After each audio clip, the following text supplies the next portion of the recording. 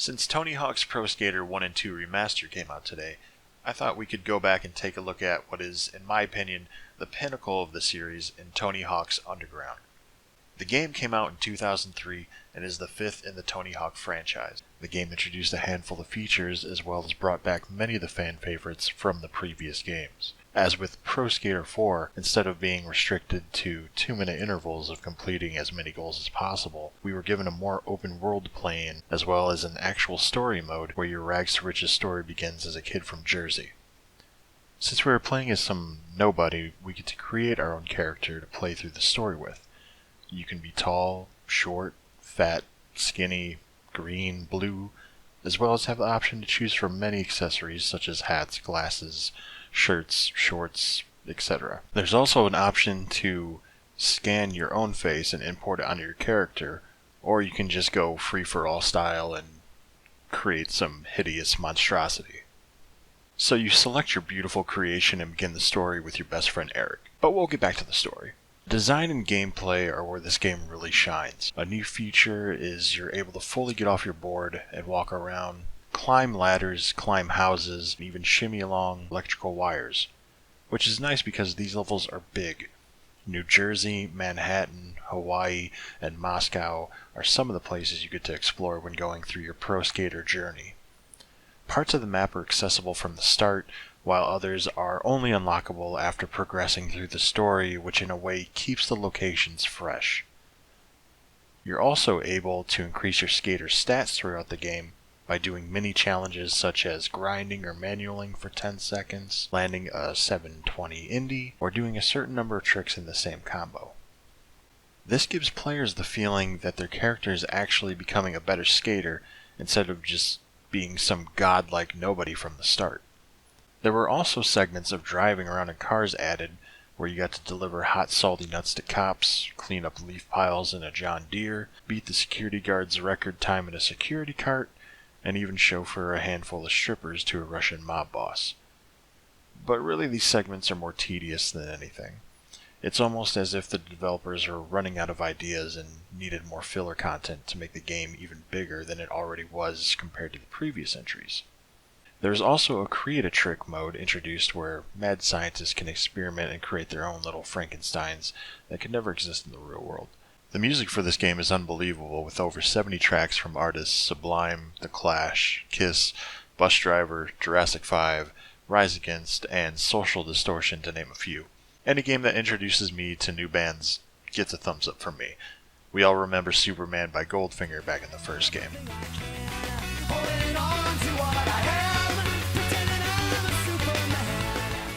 The soundtrack ended up winning MTV Video Music Awards for Best Game Soundtrack in 2004, which was the first of 3 years that MTV tried to venture into that before they just cut their losses. Back to the story, Chad Muska is coming to town for a skate demo, and you want to impress him to help give your skate career a jump start. You leave the house to find out the skater-hating dealers took Eric's board, tore it up, and scattered it across the rooftops. Of course, you being the great friend that you are, you help him out, and in return he teaches you how to caveman. After setting up some flyers and driving around in a 1990 Honda CRX, it's finally time for Muska's demo. It proves to be successful, and Chad flexes on all the locals by showing off his 2002 Cadillac Escalade, equipped with hydraulics and a custom sound system, before getting a phone call for a fully paid and sponsored trip to Australia. Before he heads out, though, you and Eric decide now's your big chance to impress the pro skater and show him what you have to offer. Chad stops over, tells you to get a sponsor, and tosses you aboard, and gets a thanks Hanks in return. So why don't you head down to your shop, check out their riders, and try to get hooked up. And yo, Merry Christmas. Thanks, Hanks. Trying to get a sponsor with Stacy Peralta, we have to impress skaters already on the team. Rail-to-rail grinds, rooftop transfers, and taking back stolen merch from drug dealers. You know, typical amateur-level proving grounds. Wait, kid! It's too dangerous! On retrieving the stolen merch, edgelord Eric seems to have his own plan of lighting up the dealer's ride. Stacy is willing to give us a chance, but Eric's antics from the previous night make his dilemma the top priority. He has a cousin in New York that we can stay with, the problem being that the bridge is blocked off. How do we solve this problem? By skitching the back of a car and jumping a bridge 100 feet into the air. Damn street racing punks are up to something again. Let's get them! For our amazing feat, we get to hear one of the game's many quips, this time aimed at Security Stu. What's your problem, Bacon Bits? Wake up on the wrong side of your mother this morning? Why, you little... Of course, while we are busy actually getting stuff done, Eric gets captured and we have to save him. Johnny Turbo offers us his ride, and we, without thinking for the long term, smash the Street Warriors Honda into the SUV currently holding Eric. Eric, unscathed by the encounter, runs out and beats us at boarding the train. Let's get the hell out of here! Come on!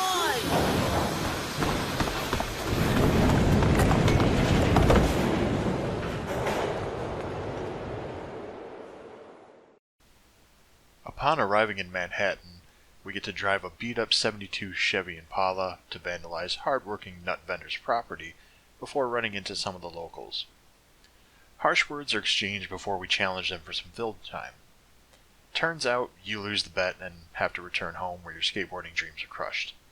I'm kidding. Obviously you smash their favorite spots, and they help you film over a flaming taxi while yelling random tricks out. Stacy is impressed with the video and says we are on the team and can use his vintage bus for the trip to Tampa after running some errands. This is the first time the game lets us select which stock board designs, as well as grip tape styles and wheel color. Entering Tampa, the hippie bus gets pulled over for having a busted tail light and bad bumper sticker. As if they knew what pushing Mongol meant. Which leads Eric to getting arrested for being the dick he is. Being the naive friend that we are, we get to be an errand boy again, this time for the cops.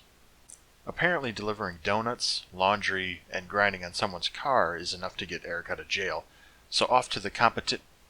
Oh wait, Eric stole a police car and wants us to drive into the river. Alright, so we ditch the cops while a shirtless Bam watches nearby. Approaching the gate, we find out that Eric, being the shit stain he is, happened to only sign himself up for the tournament and not us as well. Park's closed to the public. Now check the list. Eric Sparrow, a.k.a. the guy who's gonna win Best Trick tomorrow. A.K.A. Cocky Knucklehead. Okay, you're in. Whoa, easy there, Chief. The list's all checked off. What? You signed us both up, right? Whoa, I mean, I sent my form in, you know. Dude, look, I'll sign up now. I told you, the list is full. Feel free to watch from the bleachers, though. Meeting up with Bam, Eric Costin, Andrew Reynolds, and even Tony himself, we were able to get into the tournament and go for the gold. The best trick competition ends up being between us and Eric, and of course he gets smashed. It's almost as if he knew we would win from the start. All the big brand sponsors want a piece now, and we actually get to watch some decently done trailers for the different brands that you get to choose from. Naturally, we pick Element because, I mean, come on, it's 2003, and if you didn't rep Element, what the hell are you doing? I'm gonna have to put you on Element, bottom line. At this point, we travel to San Diego and get to meet the manager, Todd. Todd is your typical everyday manager from your real-life job, overpaid, clueless, annoying, and in the way. Just push yourself, show us your Skittles, and everything is cool. Skittles? Skills! Skittles means skills. What are you, from Idaho? After landing tricks for the magazine, Todd declares that we need to have a party, and we're in charge of the planning committee. This includes putting up flyers, finding the band's misplaced instruments that they had lost somehow, and picking up girls in a gardener's cart. Come to your party, please. In that thing, you're gonna need to prove that you're cooler than that heap you're driving. Show me some of your moves. The party is a success aside from the headache from the alcohol, and our pal Eric is back and on the team. You skate a demo for the local snot-nosed kids, and the media is so impressed with your skills that Todd offers you and Eric tickets to go to Hawaii with the rest of the team. Landing down in Hawaii, Todd tells us that we have 3 days to get some sick footage for the premiere in Vancouver. Eric heads over to show off some of his footage where we surprisingly reveal about a secret spot which piques his interest. We end up getting first place in the luau skate competition and share with Eric the secret rooftop spot. Eric tries to persuade us to just forget about the jump and just get a high score on the top of the roof, but he's quickly silenced when a police chopper shows up. We all know what happens next.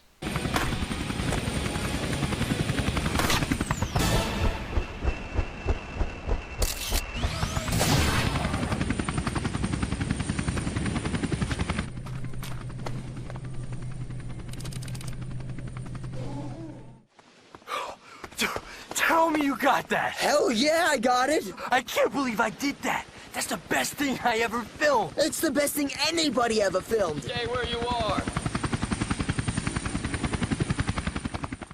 We're all set up for the video reveal, except we still don't have a video ready. This is where the game starts to feel repetitive for me. The missions are reused from previous levels, high score this, film this guy, nail these tricks as they are yelled out, and some shitty driving section. This one focusing on a John Deere leaf blower. We meet up with Eric with him saying, "Tonight's your night," but the limo driver is passed out. He needs to turn in our sick footage Jay while we get to be a chauffeur for a bunch of sponsors. Now that I think about it, do we even have a license to drive all these vehicles? Either way, we pick everyone up, rush to the stadium, and this happens.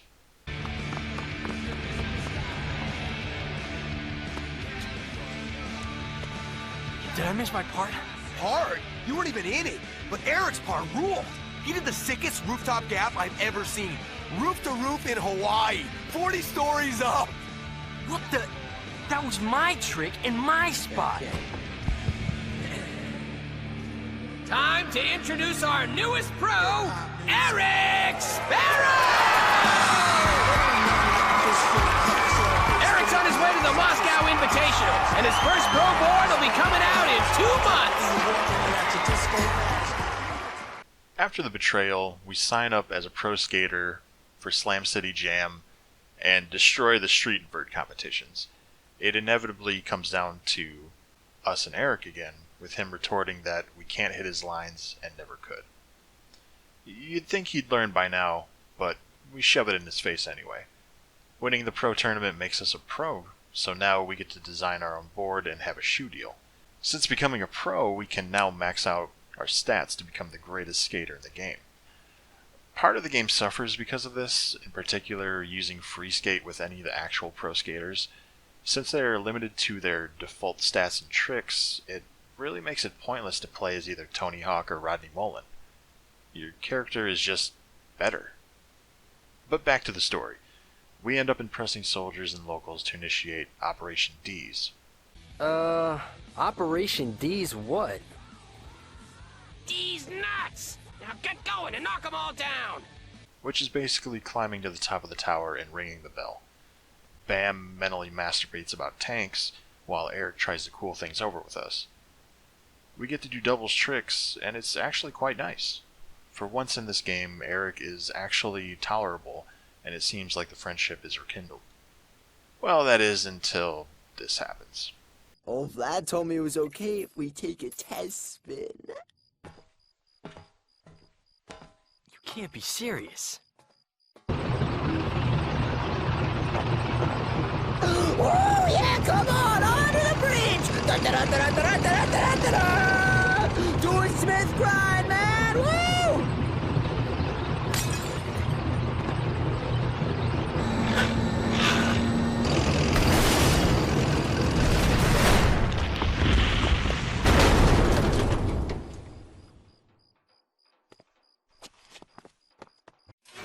When I saw him steal the guard's keys, I knew he was up to something stupid. I tried to stop him, but he wouldn't listen. There's $700,000 in damages you're responsible for, no? No! Absolutely not! I mean, not me! This kid doesn't even skate for us anymore! Get the check from the parents! The kid's off the team! We should have known it was too good to be true. Because of this, we are now teamless and stranded in Russia. Luckily for us, we were contacted by some powerful people in Russia who offer a way home to America for some favors. Eric is waiting for us at the subway in Jersey, just to flaunt that he has his own company, 6 cars in his garage, and a record deal in the works. Meanwhile, we're struggling to get by, sarcastically saying we're on food stamps. We talk with Stacy, who tells us to just go skate and keep it real. We come up with a great idea to find and sign the biggest names in skating, but realistically, how the hell could we ever afford this? Or how would their current contract even allow this? Either way, we get together a handful of big-name pros and create a badass video showcasing their real-life skills. It's at this point in the game where, depending on who you select to be on your team, they have their own little demo skate video to go along with it, and they're actually pretty decent, most of them. After the huge success from the video, Eric shows up offering to buy out the rights for $500,000 right then and there, but we're not taking the bait any longer. We've had enough, we're done. At this point, it's just time to cut all loose ends tied to Eric. There's still that one thing he holds over us, though. And here we are, the big finale, the final boss, Eric A-Face. A-Face? And it's actually a decent mission to end the game on. Skating throughout New Jersey and destroying his best line, throw him into a fit of rage, and that's that. I'm still better than you! You got lucky, you little punk! Slam City Jam in Tampa with nothing but lucky, little bitch! Get back here! You ain't nothing! I know I can kick your ass! We get to see the actual footage shot from Eric. No idea how he got these camera angles, but I won't fight it. It's awesome, and that's all that matters. Eric is still a rich asshole, but we get our vengeance. Completing the game unlocks a secret level of secret skaters, more pro videos, and the option to punch Eric in the face when completing the game a second time. Like I mentioned in the beginning of this review, this is easily the best Tony Hawk game to date. The fact that it's a 17-year-old game and still is at the top of the mountain of extreme sports games just proves its greatness. It's a pivotal game that opened the doors for developers and consumers, showing that if you've never been able to land an ollie in your life, you can still have fun jumping from rooftop to rooftop in Hawaii while landing a McTwist. Thank you for watching. This was my first attempt at making a review for a game, so let me know how I did in the comments. If this is something you want to see more of, hit that like button and tell me what some of your favorite moments playing Tony Hawk Underground were. Hello, ladies! Nice legs. What time do they open?